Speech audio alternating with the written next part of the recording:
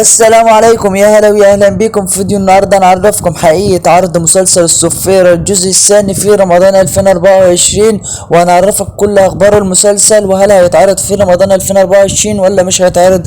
بس قبل ما تخش في فيديو النهارده ما تنساش اللايك والاشتراك عشان يوصلك منه كل جديد.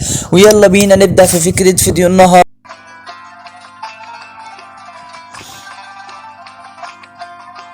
وخلينا نبدأ في فكرة فيديو النهاردة سريعا. رسميا مسلسل الصفارة الجزء الثاني في رمضان 2024 وهيتم باسم ايه اللي حصل في جمصة. يتم الآن أصلا تصوير المسلسل الجزء الثاني عشان هيعرض في رمضان 2024.